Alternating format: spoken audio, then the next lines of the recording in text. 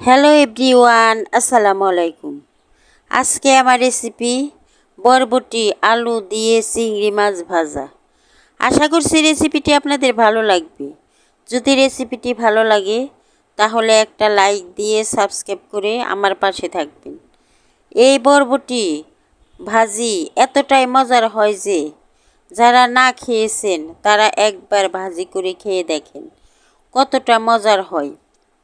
তাহলে আমি এখন শুরু করি।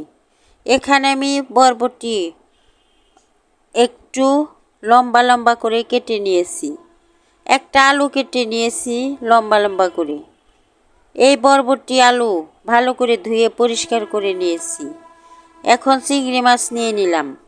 চিংড়ি মাছটা ভালো করে পরিষ্কার করে ধুয়ে বেছে নিয়েছি। এই চিংড়ি মাছ দিয়েই আমি বরবটিটা ভাজি করে নিব। তাহলে চুলায় চলে যাই। চুলায় একটি প্যান বসিয়ে দিলাম। প্যানে আমি পরিমাণ মতো সয়াবিন তেল দিয়ে দিলাম। তেল দেওয়ার পর কেটে রাখা কাঁচামরিচ পেঁয়াজ তেলের মধ্যে দিয়ে দিলাম। পেঁয়াজটা একটু নেড়ে চেড়ে ভেজে নেব। একদম বেরেস্তা করে ভাজতে হবে না। পেঁয়াজটা একটু নরম হয়ে আসলেই আমি চিংড়ি মাছগুলা দিয়ে দিব। পেঁয়াজটা নরম হয়ে এসেছে। এখন আমি চিংড়ি মাছ দিয়ে দিলাম। স্বাদ মতো লবণ দিলাম। লবণ দেওয়ার পর চিংড়ি মাছটা একটু নেড়ে দেব।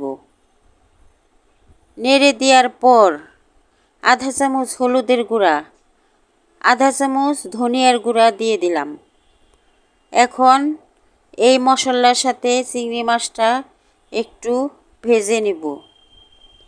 ভেজে নেওয়ার পর আমি বরবটিগুলা চিংড়ি মাছের সাথে দিয়ে দিলাম। বরবটি দেওয়ার পর নেড়ে চেড়ে বরবটি মশলার সাথে মিশিয়ে নিলাম।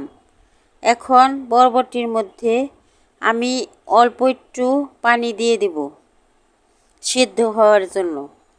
পানি দেওয়ার পর আমি ঢাকনা দিয়ে ঢেকে 3-4 মিনিট রান্না করব।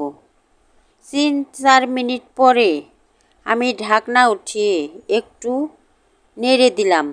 নেড়ে দেওয়ার পর আবারও ঢেকে দিলাম 4-5 মিনিটের জন্য।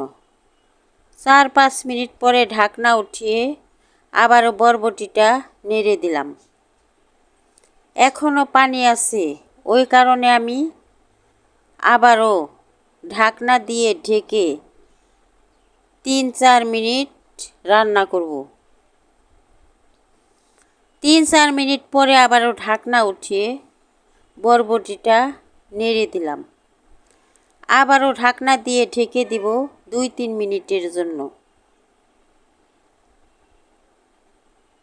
2-3 মিনিটের জন্য আবারও ঢেকে দিলাম। 2-3 মিনিট পরে ঢাকনা উঠিয়ে দেখি বরবটির পানি একদম শুকিয়ে গেছে। এখন একটু নেড়ে চেড়ে বরবটিটা ভালো করে ভেজে নেব। বরবটিটা আমার ভাজা হয়ে গেছে। এখন আমি বরবটিটা চুলার থেকে নামিয়ে নিলাম। নামিয়ে একটা ফ্রিজে বেড়ে নিলাম। কেমন হয়েছে বরবটি আলু চিংড়ি মাছ ভাজা?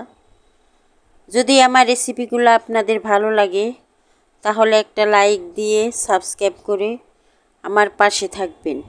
আরও নতুন নতুন ভিডিও পাওয়ার জন্য ধন্যবাদ সবাইকে।